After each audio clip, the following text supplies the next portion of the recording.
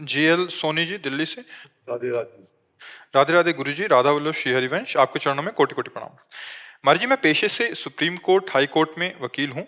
मेरे साथ प्रैक्टिस करने के दौरान वादी मतलब क्लाइंट की तरफ से धोखा हुआ।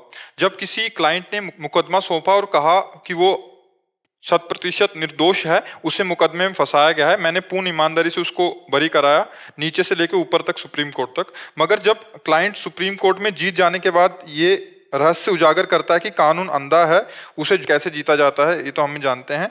उस समय बहुत बड़ी पीड़ा हुई। आप मार्गदर्शन करें, मैं इस पाप में कितना भागीदार रहा और इसका पश्चाताप क्या रहेगा?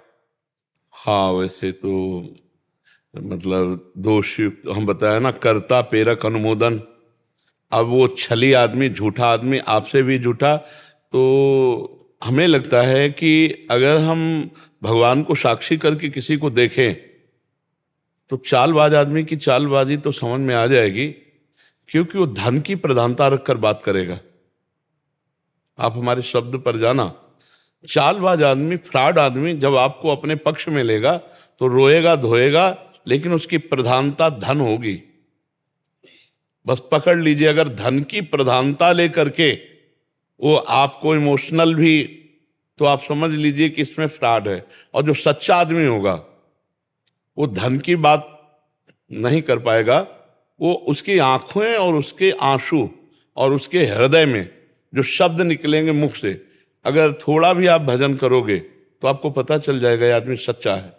और फ्रॉड आदमी रोएगा भी, बात भी करेगा, पर उसकी प्रधानता धन की होगी, क्योंकि जानता है धन से कब्जे में आ जाएंगे, और रोने धोने से वो केवल नाटक उसका होता है। देखो, बाद में उजागर किया ना, तो थोड़ी सी हमारी चूक, असावधानी किसी निर्दोष को दंड और दोषी को मुक्त करा दिया, तो कहीं ना कहीं साझेदार तो हम भी होते हैं।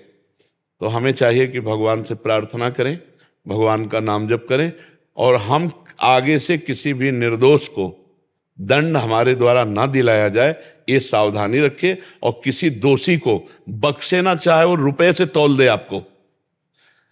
इतना तो हमें लगता है कि यदि हम भगवान का नाम जप करते हुए दृष्टि में दृष्टि मिला के देखें, तो उस समय उसकी दृष्टि में, भगवान चूंकि हम सबके अंदर बैठे ना, उसकी दृष्टि में ऐसी हरकत हो जाएगी, आपको समझ में आ जाएगा कि फ्रॉड आदमी है पक्का। मुझे तो ऐसा लगता है कि कितनी भी चतुराई वो करे, जैसे आग को कितने भी कपड़ों से ढको, ढकेगी नहीं, ऐसे पापाग्नि उसके चेहरे से, उसके नेत्र से झलकेगी।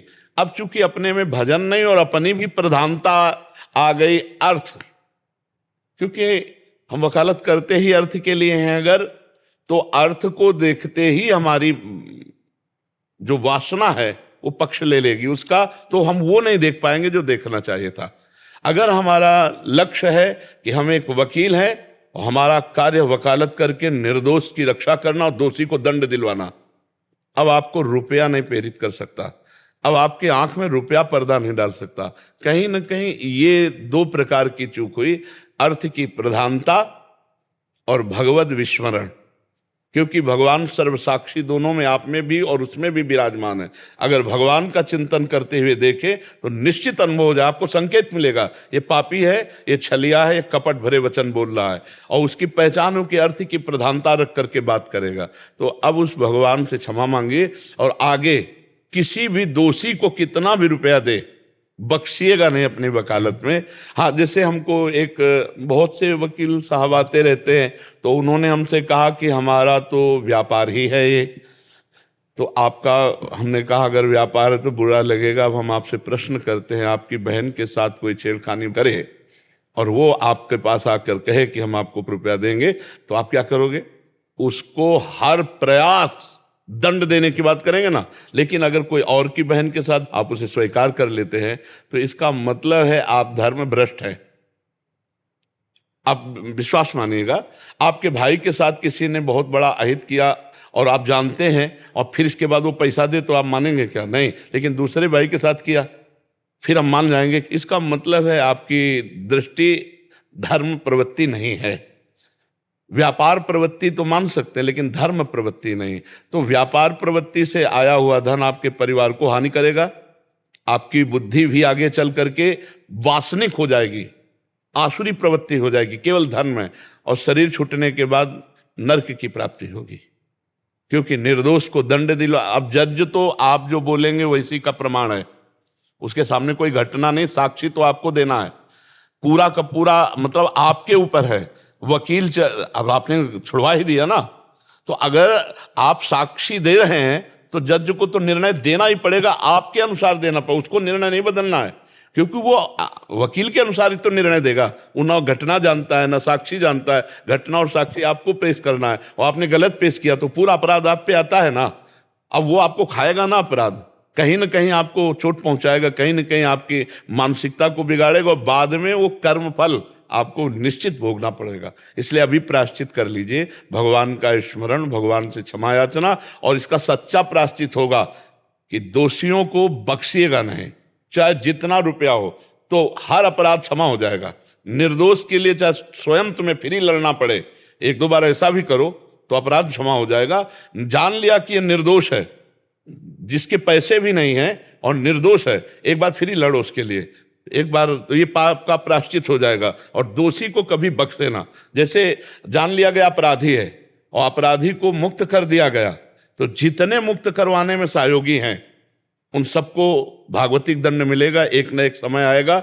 और वो सब कितने ऐसे हमारे पास आए हुए हैं जो मानसिक परेशान हैं।